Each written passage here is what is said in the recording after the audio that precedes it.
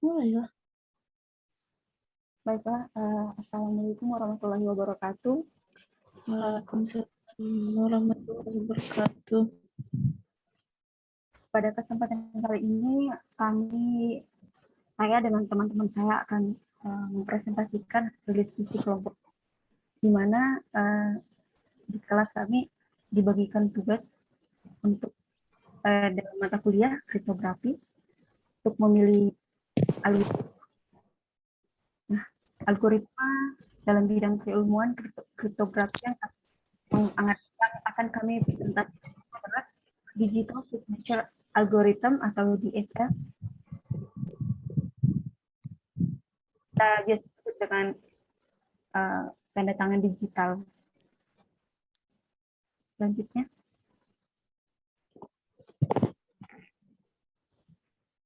kami ada 3 orang. Saya Agustina Saya Ismiari dan saya Suci Nurni. Adapun table of contents atau bagian-bagian yang mau kami jelaskan di sini, ada 6 bagian. Saya akan menjelaskan bagian 1 dan 2. Selanjutnya. Nah, di sini saya akan menjelaskan tentang signature algorithm atau algoritma digital signature. Nah, digital signature algorithm adalah salah satu serial information processing standard, di mana ini bisa digunakan untuk membuat tanda tangan atau tergantung objek matematika, atau kita dapat mengatakan rumus eksponensial, modular, dan masalah logaritma di situ untuk membuat kriptografi tanda tangan secara dalam algoritma. Sebelumnya kita sudah sangat akrab sekali dengan tanda tangan digital. Nah, tanda tangan digital ini kan biasa digunakan untuk mengenkripsi suatu informasi atau data-data yang akan kita kirimkan dengan adanya tanda tangan dari pengirim atau juga dari pemeriksa. Selanjutnya,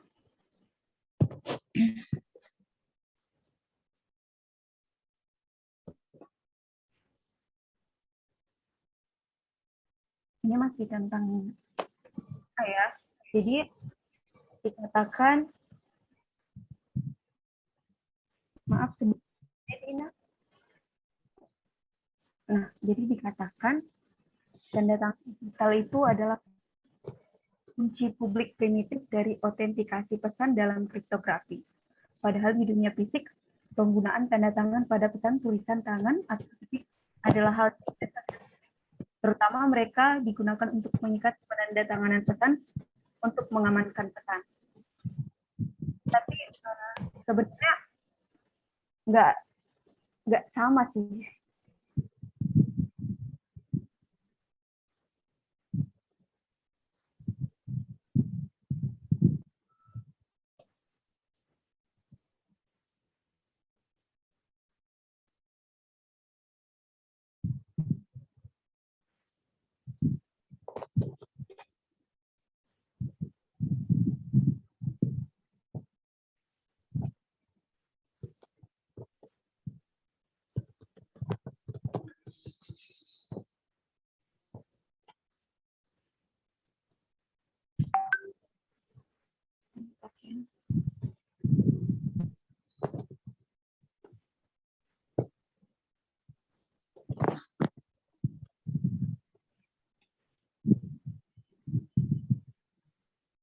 Ini didengar, kedengaran. Aneh.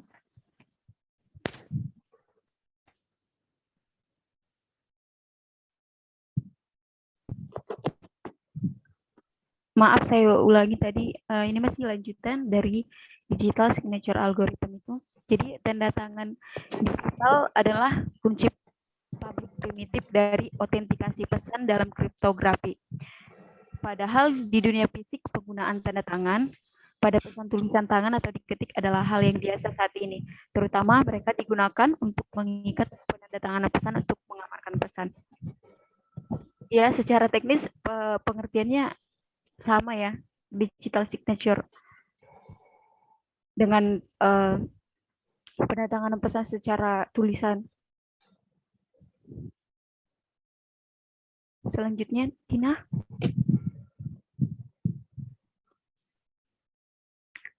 Nah, dalam tanda tangan digital ini kan ada blok diagramnya, skema-skema yang dilakukan supaya pesan-pesan atau data-data tersebut bisa terinskripsi.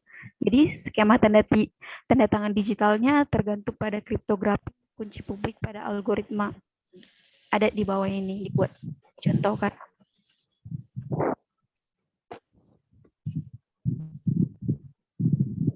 Nah, di sini ada blok diagramnya ya. Ada signer atau si pengirim dan verifier atau si pemeriksa, bisa kita katakan juga si penerima pesannya. Nah, dari blok diagram ini ya, saya jelaskan di slide berikutnya. Silahkan Dina.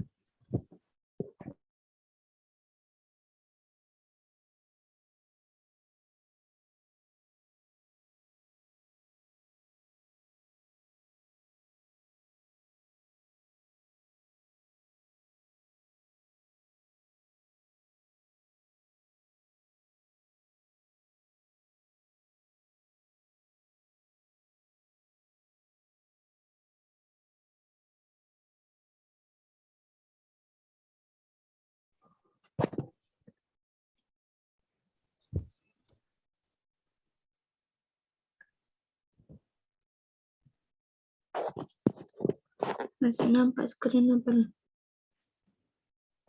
Gimana? Nggak ada, Din.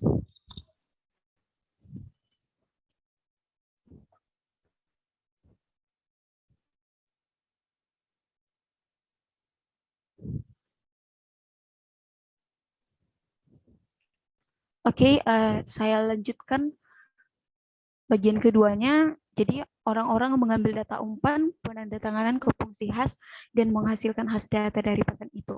Jadi yang dimaksud di sini adalah data umpan penandatanganan tadi dialihkan ke fungsi hash. Jadi ada proses di mana data tadi dibuat supaya bisa diarahkan satu arah, ditujukan pada tujuan yang tepat gitu. Jadi ada hasil datanya, hasil data dari pesan itu.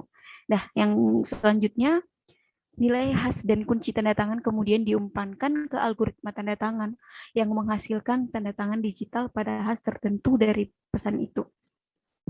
Udah jelas ya? Jadi selanjutnya verifikatornya memasukkan tanda tangan digital dan kunci verifikasi ke dalam algoritma verifikasi DSA ini. Nah, nanti ada algoritmanya secara matematik ya, supaya terverifikasi ke DSA gitu. Jadi selanjutnya untuk verifikasi, tanda tangan nilai hash ini dan output dari algoritma verifikasi dibandingkan dengan masing-masing variabel. Nah, ada juga variabelnya. Lalu selanjutnya ada tanda tangan digital ini dihasilkan oleh kunci pribadi penandatanganan, tidak ada orang lain yang memiliki kunci ini untuk mengamankan data. Jadi memang dalam DSA ini kan ada dua kunci publik dan juga pribadi. Kalau kunci publik ini kan supaya bisa transkripsi secara publik ya. Kalau private, kunci private ini dari si pengirim biasanya, supaya pesan tadi benar-benar diterima dari pengirimnya, ditujukan pada tujuan yang tepat gitu. Selanjutnya akan dijelaskan oleh teman saya, Dina. Selanjutnya yang saya jelaskan itu tentang pentingnya tanda tangan digital. Tanda tangan digital menggunakan kriptografi publik dianggap sebagai alat yang penting atau utama yang berguna untuk mencapai keamanan informasi dalam kriptografi dalam kriptoanalisis. Penjelasannya yaitu, adapun analisis kriptografi tanda tangan digital menggunakan kriptografi kunci publik dianggap sebagai alat yang penting atau berguna untuk mencapai keamanan informasi dalam kriptografi dan dalam kriptoanalisis. Dengan demikian, selain kemampuan untuk memberikan penyangkalan pesan, tanda tangan digital juga menyediakan otentifikasi pesan dalam integritas data dalam kriptografi. Selanjutnya, bagian yang 4, hal yang dicapai dengan tanda tangan digital. Ada beberapa aspek yang dicapai dalam tanda tangan digital, di antaranya sebagai berikut. Otentifikasi pesan, integritas data,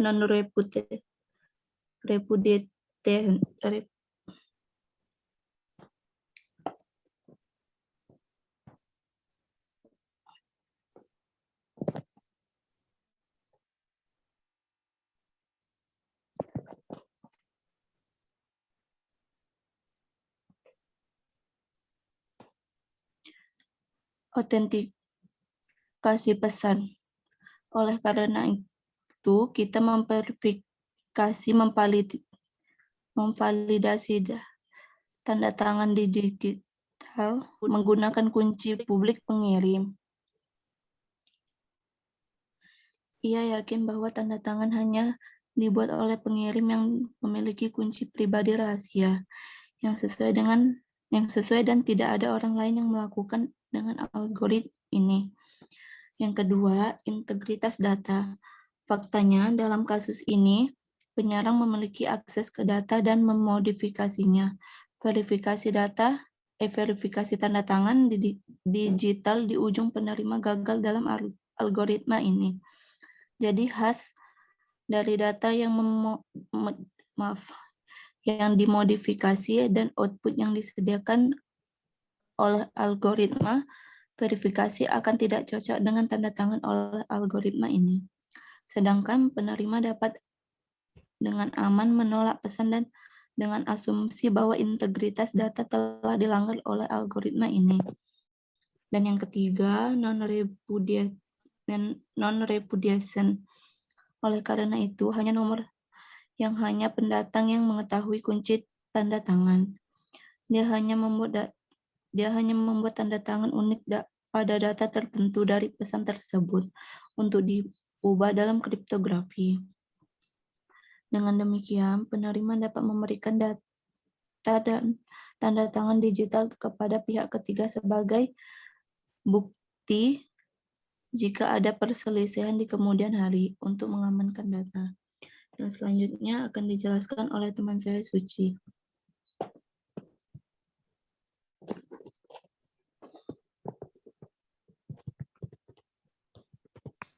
Baik, di sini saya akan menjelaskan mengenai enkripsi dengan tanda tangan digital.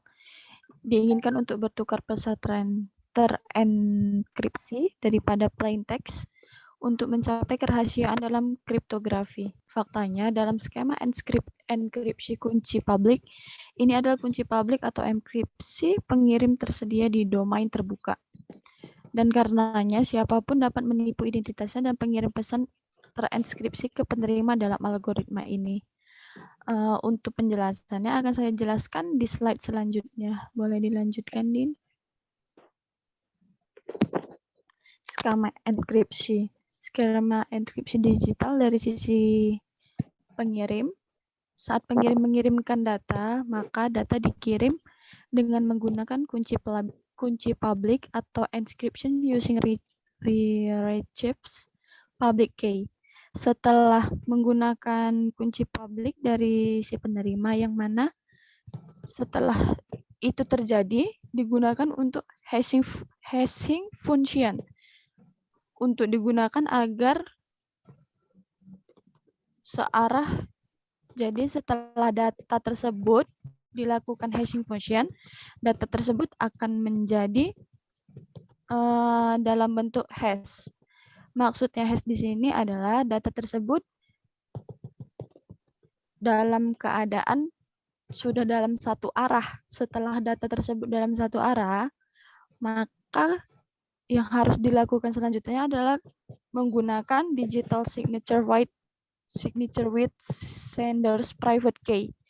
Maksudnya dengan menggunakan kunci private pengirim. Setelah pengirim menggunakan kunci private, maka setelah ditambah dengan digital signature, data tersebut sudah dalam bentuk data yang hanya tertuju ke tujuan yang tepat atau ke tujuan yang sama. Boleh dilanjut, Din?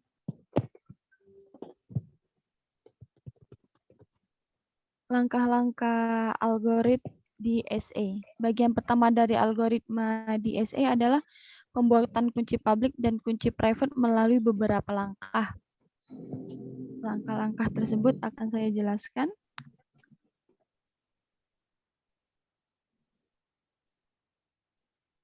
Here are the steps. Yang pertama adalah pilih bilangan prima key yang disebut sebagai pembagi prima dalam hal ini. Setelah hal tersebut kita lakukan, maka kita harus memilih nomor primer lain atau P, sehingga P-1 mod Q sama dengan 0. P disebut modulus prima dalam hal ini. Setelah itu, pilih sebuah bilangan bulat G sehingga 1 lebih kecil dari G dan G lebih kecil dari P, di mana G Q mod P sama dengan 1 dan G sama dengan H P kurang 1 dibagi Q mod P. Q juga disebut modulo P order perkalian G dalam algoritma ini. Selanjutnya pilih bilangan bulat sehingga 0 lebih kecil dari X dan X lebih kecil dari Q. Untuk ini. Setelah itu semua dilakukan, kita harus menghitungnya sebagai GX mod P. Setelah hal tersebut, maka kemas kunci publik sebagai P, Q, G, dan Y. Setelah kunci publik tersebut kita kemas, maka kita harus mengemas kunci pribadi sebagai P, Q, G, dan X juga. Bagian kedua dari algoritma DSA adalah pembuatan tanda tangan dan verifikasi tanda tangan dalam algoritma ini, yang dapat dikatakan sebagai awalnya untuk menghasilkan tanda tangan pesan, pengirim dapat mengikuti langkah-langkah berikut. Buat intisari pesan H menggunakan algoritma hash seperti SHA1. Bangkitkan bilangan acak K sehingga 0 lebih kecil dari K dan K lebih kecil dari Q. Komputer sebagai GK mod P dan Q. Jika R sama dengan 0, pilih K yang berbeda. Hitung I selanjutnya adalah hitung I sehingga K I mod Q sama dengan 1. I disebut inverse perkalian modular dari K modulo Q. Dalam hal ini, setelah langkah-langkah tersebut, maka kita harus melakukan hitung S sama dengan I dikali H tambah R dikali X mod Q. Jika S sama dengan 0, pilih K yang berbeda. Setelah semua rangkaian tersebut, maka kita berada di tahap terakhir, yaitu kemas tanda tangan digital sebagai R dan S. Untuk selanjutnya, Din.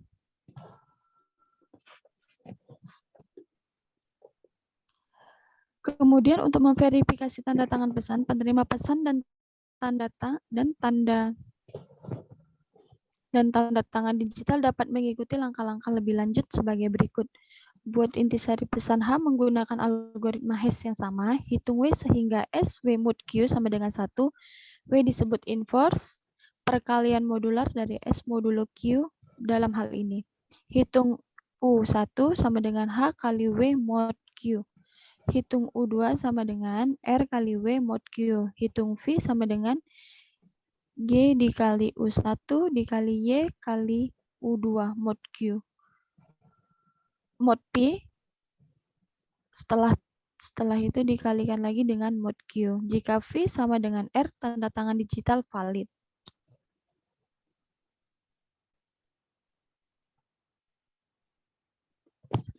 Ini. Jadi selanjutnya kami mengambil kesimpulan bahwa di dalam dunia digital sekarang ini kan begitu banyak serangan yang datang dari berbagai macam hal atau gangguan-gangguan dalam menyampaikan suatu informasi penting kepada orang lain. Terlebih jika informasi ini sangat penting dan rahasia beserta memiliki data kepemilikan. Nah, untuk menghindari yang namanya penculikan atau penggandaan, penipuan data, maka sangat diperlukan algoritma tanda tangan digital atau kita singkat PSA, di mana pesan yang disampaikan sangat terjamin kebenaran dan kebenarannya dan tidak bisa diambil oleh orang-orang yang tidak bertanggung jawab. Nah, baiklah, sampai di sini mungkin jelasan diskusi kelompok ini. Jika banyak kekurangan atau kesalahan bisa di mana-mana. Dan terakhir kami ucapkan terima kasih banyak pada teman-teman semuanya. Assalamualaikum warahmatullahi wabarakatuh. Waalaikumsalam. Waalaikumsalam warahmatullahi wabarakatuh.